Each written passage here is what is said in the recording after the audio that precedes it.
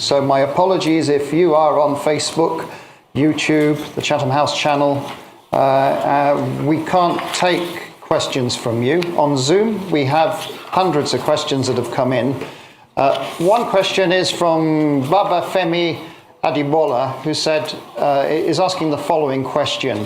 Given the complexity of Nigeria's democracy and the Labour Party not projected to have the majority in the National Assembly, how would you work with legislators to ensure the radical reforms you are proposing come to light if you win the presidential election? So that's one question. Just hold that there. And I'm going to go right to the back of the room, right at the corner there. The gentleman right in the corner. Yes, so yes, you. Please go ahead. Introduce yourself and one question, please. Thank you. All right, thank you. My name is Ajiboye Tsumishi from Huddersfield University. So my question is simple. The activities of the IPOB in Nigeria is on alarming rate every day.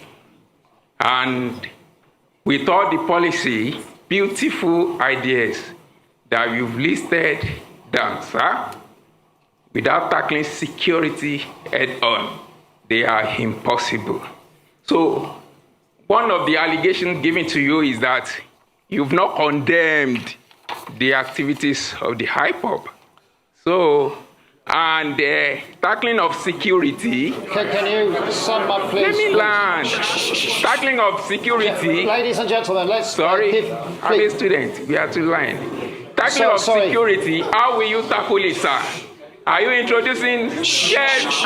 Please. Are you introducing state police, or are you strengthening the federal government security apparatus? Thank you. Thank you very much. I have another question that has come in, which I want to ask from our virtual audience, and it's from Vivian Achekwezu, who's asking the following. Vivian is asking, for many years, Nigeria has underinvested in healthcare. What are your plans for achieving universal health coverage, where access to healthcare is a right rather than a privilege, as well as ensuring sustained funding for epidemic preparedness and response? We did have a similar question for Mr. Tunubu in the last session that we did. So there are three questions there for you, Peter, and then I'll come through the audience here. Please just be patient. Let me again go. People are talking about the central bank governor. First question is, how do you deal with the legislators, considering that Labour Party is probably not in control of the legislative arm of the government? Quite frankly, I have been through this as a governor. When I was elected and sworn in as the governor, I have 30 House members not from my party. In fact, nobody from my party was involved. As long as you are pursuing what is right, everybody will go with you, because the legislator is insecure in his place. He knows that his people are without job, and that's what he wants. He wants development. What else is he elected to do? It becomes a problem when you are pursuing transactional policies which will benefit you, or you are engaging in nepotism where you have to. But if you address it by strictly following the Constitution, which spells out that the system is characterized by simply that we have diversity and all is included, and you do the right things, you don't need to worry about that. On the issue of IPOB, maybe you're not following me. Even yesterday, I spoke about Biafra being ended 53 years ago. It's all over the place in the space. I condemn all agitators, but in condemning them, you have to look at what brought about these agitations all over the place. It's not only IPOB. We have Yoruba Nation movement. We have all sorts. When you have created this level of massive poverty, where 63% of your population is poor, you're going to create all sorts of problems. I was speaking to a British minister this morning. I said we have about 40% unemployment. And we have about 60% youth unemployment. Young people in their productive age doing nothing. If you have 15% unemployment in Britain today, you're going to have massive, remember, agitation. Nobody will be able to leave his house. So what you're seeing is a cumulative effect of leadership failure over the years, which will be solved by good governance. When people start seeing justice, fairness, and inclusive government and doing the right thing, all those things will start reversing itself. And that is what me and that is offering. I will talk and discuss with all agitators. There's nothing wrong in that. People agitate even in my house, and I talk with them.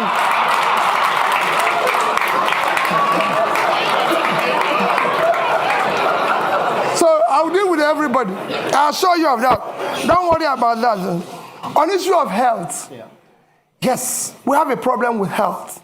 We have underinvested, and because our government have not prioritized our development agenda, everybody knows that the only measure of development that is recognized globally today is Human Development Index. And this is hanged on 3 items: life expectancy, which is health. And we are low in that. Nigerian life expectancy today is about 50-something, as against the global average of 72. So we're low. Same in education. So it's to prioritize that. I just gave somebody an example. In the past 5 years, from 2015 to 2021, Nigerian budget in health is under 2.5 trillion naira for 200 million people. It's unacceptable. Even this year, our budget for health is about 1.5 trillion. Our budget for education is about 2 trillion. 2 of them combined, annual budget is about 3.5 trillion. When your 6-month budget for subsidy, which is a criminalized, listen, is 3.6 trillion. It's unacceptable. You have to put money in key development areas, as Professor Dutton has just mentioned, and I read out here, that what separates country, rich and poor, is health and education. So it's clear. So we will deal with it. But he said, how do you cover it? Nations of our size have covered it. How did India, for 1.4 billion people, cover issue of health? How did Indonesia cover that? We have big nations that have done it well. If we don't know how to do it, we learn from them. There's nothing wrong in learning if you don't know how to do it. I'm going to take more questions. Now, there is someone who has such a strong arm. Their arm has been up for 15 minutes. Now, I'm not going to say that's criteria for taking question next time, but madam, you get the question. You have the strongest arm in the audience. Please introduce yourself. One question. Thank you so much. Good afternoon and welcome, sir. My name is Priscilla Winkbo, and I'm an independent broadcaster here in London. And sir, you spoke about your point number 5, which is to generate electricity and power in Nigeria. And you spoke about transmission, distribution, and generation. But I think it's fair to say that our problems with power goes beyond those 3 areas. And the main problem that I see here is this. We have a population, or part of the economy, shall we say, those who supply spare parts, the engineers, those who work within that sector, whether it's those that are selling generators, and we know that that issue is perhaps the biggest issue when it comes to our power generation. So my question here is this. How do you plan, number 1, and I'm going to take a risk here, to deal with the big boys? And how do you also plan to address that economy that will then no longer exist because you have generated power? Because I'm sure that they too will rise up against it. Thank you so much. Thank you very much. We did online have lots of questions about refining also, and so this is a key issue that people are asking question about. So the gentleman there, a bit further along. Yes, there, you, just there, yeah. Please go ahead, introduce yourself. Thank you very much. One question. Good to see you, Peter. Paul Arkwright. I was the British High Commissioner to Nigeria from 2015 to 2018, and it's good to see you in London, sir. Thank you very much for your talk. I've now moved into private business. I'm a consultant, and I'm advising companies and funds, investors, to look at Africa, to look at Nigeria, to consider investing there, and everyone agrees, I think, that FDI, foreign direct investment, is critical to the future of Nigeria. But at the moment, they're very cautious, and that's putting it diplomatically. When you become president, sir, could you tell me the sort of 3 things you would do in the first, let's say, 100 days, which would send the right signal to foreign investors to look again at Nigeria, not just look again at Nigeria, but to invest in Nigeria? Because as you know, I'm one of Nigeria's strongest supporters, and I think this is a country which is worth investing in. Thank you. Okay. And I will come back to this side. The gentleman just there. You, sir? Just there. No. Behind, sorry. You're the lucky one. One question, short, please. Give your name. Good evening. It's William Owomayi, the UK's Young Ambassador to the Commonwealth and a member of Chatham House. You've caught Nigeria by storm in recent months with your campaign and your vision to unify Nigeria, mobilizing young people all across the country. You mentioned debt a few times in your speech. Currently, the government is repaying debt to the central bank at an interest rate of 19.5%, which is extremely high. How do you plan to support the next generation? The government is paying? Repaying the central bank debt by 19.5% interest rate. How do you plan to support the next generation by dealing with the debt repayment crisis? And also, how do you plan to deal with tackling financial transparency in Nigeria? The central bank hasn't released its balance sheet in about 3 years. Thank you. There you go, Peter. 3 questions. Let me start with my sister there. He talked about the big, what you're saying is about the big boys who are selling generators. Let me assure you what we've been campaigning on. Our campaign, you have heard them say we don't have structures. That is the structure we're trying to destroy. Structure of criminality. That is what I mentioned. That Nigeria is being held captive. That structure is structure that have impoverished Nigeria. We will dismantle it. It will not be there. I assure you of that. We're going to turn around the power sector. Nigeria generates about, today, 56,000 megawatts of electricity for 200 million people.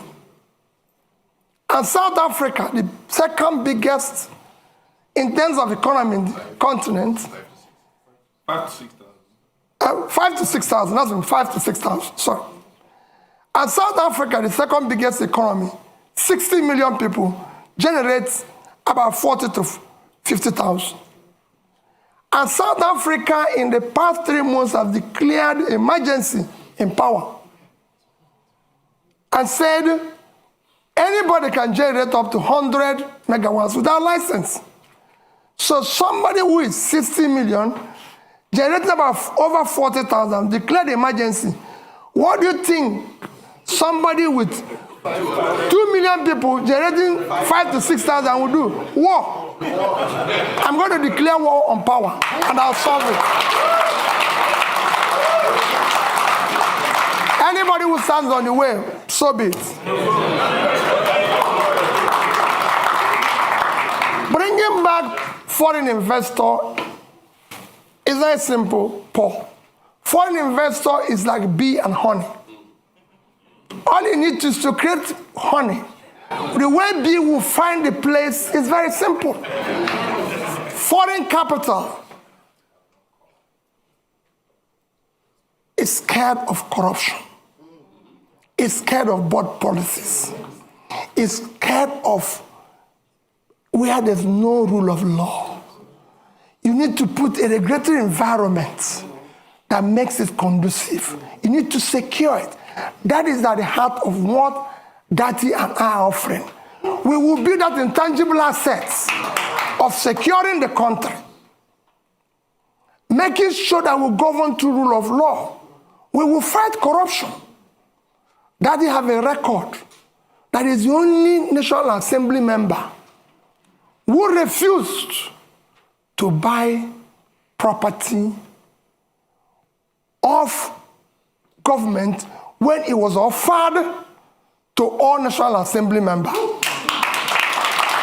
can go and look at his record. If you have seen anywhere he has compromised or put himself in a transactional position. And I'll stop running. I know how I approached him. And I told him, I and you owe it to save our people. That's why we came together. And we came back and said, we'll work as a team. We'll solve this problem. Go and check my record. I've governed the state for 8 years. And I've challenged everybody. Paul, you were there. I've been the only governor till today. The day I left office, I was not owing salary, pension, gratuity, or any contract or any supplier. And I left the 3 banks in Nigeria, which I say every day. Access Bank of Nigeria, Fidelity Bank of Nigeria, and Diamond Bank. I left over $150 million. I didn't say naira. And I have over 30 billion naira. And Anambra State, you can go and verify anywhere. I've never had a bottle. Anambra State have never bought me. There's no land allocated directly or indirectly by me, and I signed over several thousands of CFO. Anambra has never bought me a bottle of water since I left office. So you can go. We will fight and stop corruption. The first thing about stopping corruption is yourself. If you're not involved, your wife is not involved, your family is not involved, those around you are not involved, you reduce it by over 50%. And that's what I'm going to do. And I'm sure, Paul, you know that. We are committed. We can't disappoint these youths. We must build a new Nigeria. And we'll deal with that. Investors will come back. Those who left, even the young people who are today living, they'll come back. We want to bring them back. Nigerians are prepared to come back if they can find that they have a country to go back to. This green passport, people must be proud to use it.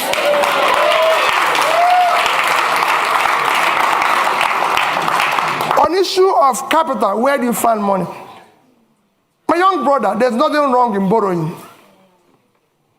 Borrowing is a legitimate way of every government I've studied in the world borrow. Even Britain, as we speak, owns over 70% of their GDP. Every government I know lives on borrowing. Even Norway, with 1.4 trillion sovereign wealth, is owing. The economies of the world, the 3rd biggest nation in the world is America. The debt of America today is almost 100% of their GDP. The second, China, is almost owing over 60% of their GDP. Japan owes over 230% of their GDP. But let me tell you the difference. Japan is owing over 230% of their GDP. They invested the money to save their economy.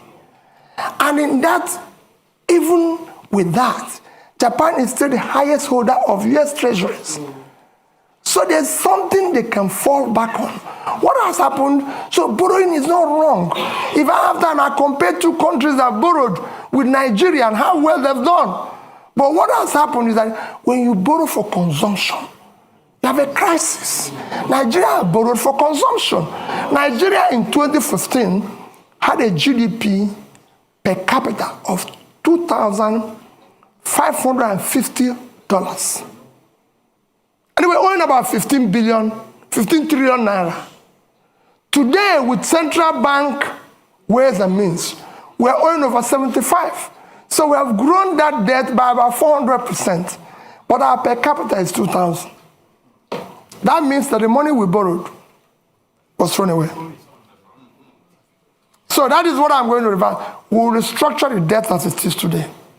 We will restructure it and put it long term to be able to pay it. I'm a finance person, that is one. And then we will not say, like I said here, no more borrowing for consumption. We will still borrow, people will see it, it will be transparent, it will be for investment. And that's what we intend to do.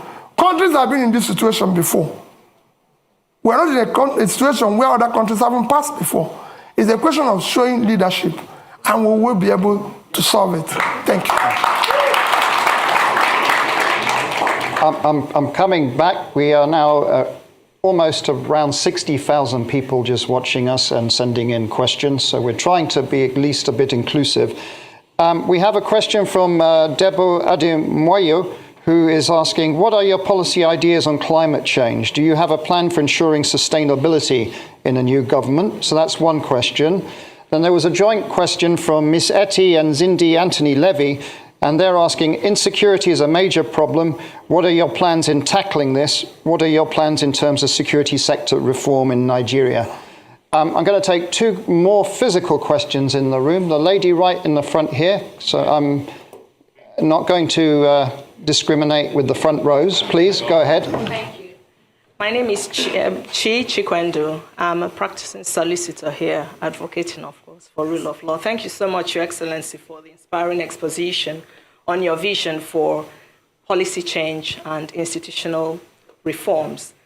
It seems to me that it's clear from that if elected president, if and when elected president, your transformation vision to increase the production capabilities across the various sectors mentioned, including agriculture, extraction industries, human resources, will, to a large extent, hinge on the depth of your level of commitment with Dati and ownership to implement the proposed policy changes and institutional reforms. However, there is no doubt in my mind that Your Excellency is well aware of the prevailing fundamental challenges to those reforms, including clientele patronage, political capture, and the institutionalized corruption that you mentioned.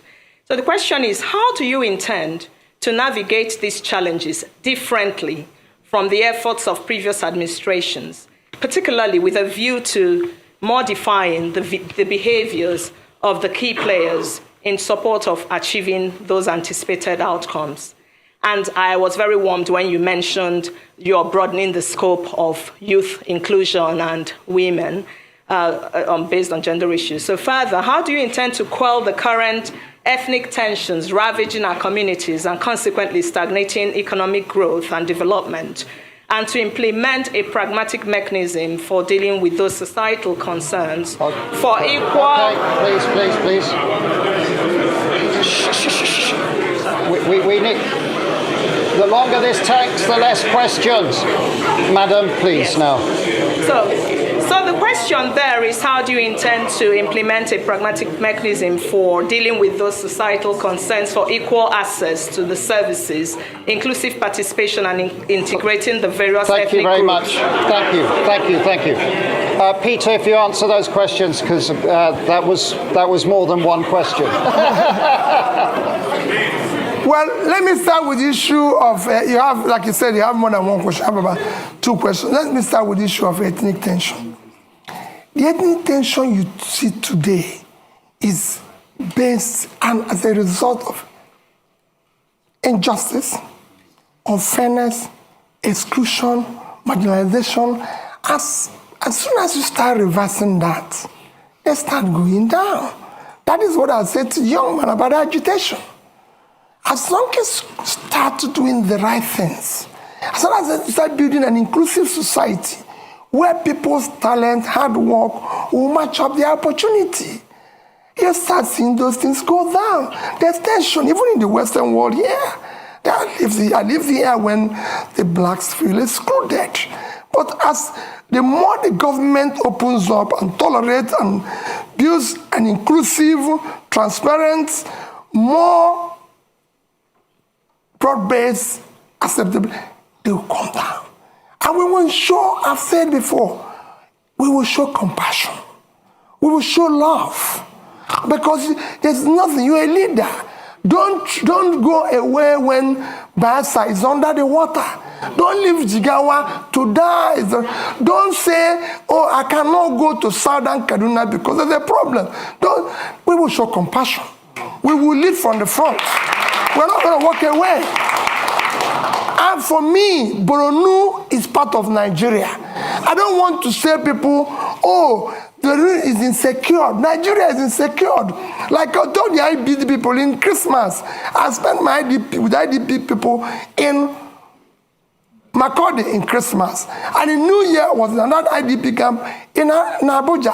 And I said to them, as long as Nigerians are in IDP, all of us are in IDP. I will not allow, and I know that you will not allow it, for any Nigerian to remain in IDP while we're sleeping in our mansions. Never. They must go back.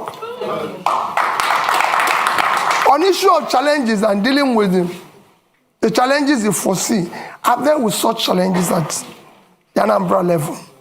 And I'll show you the same challenges. We're not going to, as long as you're not involved in this transnational governance, you can deal with anybody. And we're not going to compromise. We have an issue, I said, we're at an existential threat that we don't need to. There's nobody, there's no sacred cow. You either be a Nigerian or you can find another country. We have a country with the rule of law. It will be the same level playing field for everybody. I want to solve the problem. For example, I said it without equivocation. I must pull out the poverty that is devastating the north. The vast land in the north is far more in terms of assets and source of revenue generation and exports for Nigeria than the oil. It's very simple. And I give you an example of one state that I use every day. Niger State is 76,000 square kilometers. Precisely 76.3 thousand square kilometers of land. 7 local governments in that state is under control of bandits. I've tried to interview them because they have no job. They have nothing and everything. Niger State is 2.5 times the size of Netherlands. And Netherlands agricultural export last year was $120 billion. Why can't Niger State do 5% of that? They have arable land. And all they get from the revenue, from the sharing, which is the consumption, is less than 50 billion naira. When they have minus their debts and everything. If they earn 6% or 5% of that, it's $6 billion. At 650, it's about 4 trillion. 80 times what they get from here. We will change it. Somebody talked about tackling insecurity. I've said it extensively. It is our first commitment to first secure Nigeria. Securing Nigeria is not impossible. I secured Anambra State as governor. And it won't be different. I've said we will deal and talk with those we will win, we will talk with those who are winnable. It will be carrot and stick. And those who don't, we will deal with them. We're not going to shy away. Nigeria must be secured. It's a country. Every country must be secured. But we're not going to walk away from the problem. We'll deal with it. We have our armies and military used to secure Africa. So this is time to go back and resonate that spirit in which they used to secure Africa to secure Nigeria. And we will deal with it. On climate change, I've always said we'll follow the protocol. And I did mention here about issue of things like planting trees, issues of dredging. These are some of the climate change issues, because as you see today, we have a situation where there's flooding in Nigeria because we've not dredged River Niger, River Benue, and everything. And I said it consistently. This is not difficult. We've awarded contracts for it in the past. Today, every Egyptian will tell you, no Nile, no Egypt. They have used it to improve the water transportation, which dredging this one will do. And that's a long fighting climate change. They've used it for other means, which we will use the same River Niger and River Benue to do. River Niger and River Benue combined River Niger is 4,200 kilometers long. River Nile is 1,400. River Benue is 1,400 long. So two of them are 5,600. Nile is 6,650. If Egypt, an African country, can dredge, maintain River Nile, Nigeria is big enough to deal with this, and we'll deal with it. And I assure you, you'll see the difference. It will be clear. Other protocols of climate change will follow it.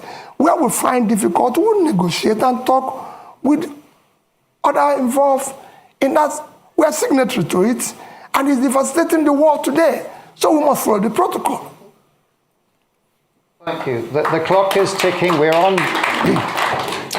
borrowed time now, but we are going over, as I said. So there's right at the front here, there's a gentleman there. I'm going to take 3 questions, and then I think the clock is going to have had its say. Short and sharp, please. Go ahead. I'll keep it short. Hi, good afternoon. My name's Alexis Akwajiram. I'm the managing editor of Semaphore Africa.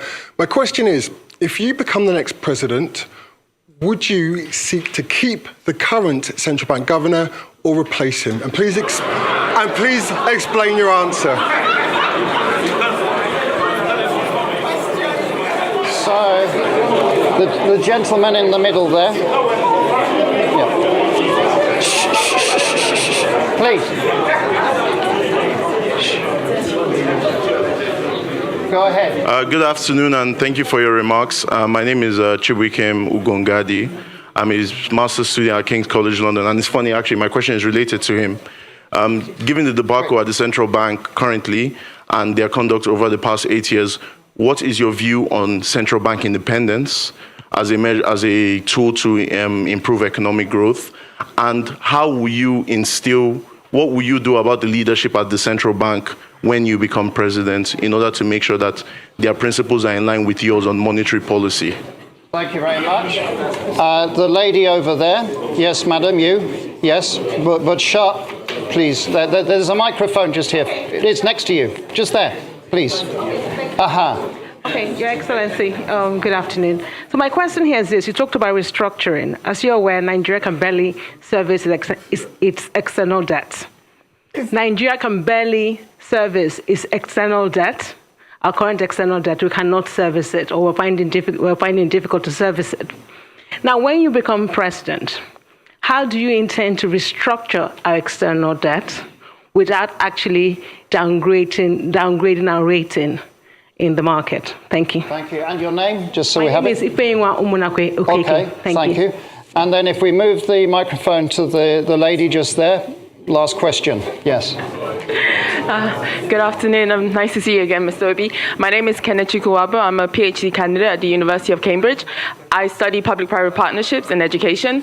I read your manifesto, and it seems PPPs are taking a central stage in education sector. So I wanted to ask, what is your rationale for involving private actors in public education, and what governance structures would you put in place to ensure the accountability of these actors in a sensitive sector such as education? Thank you. Thank you very much. My apologies. We've run out of time now. I'm watching the clock.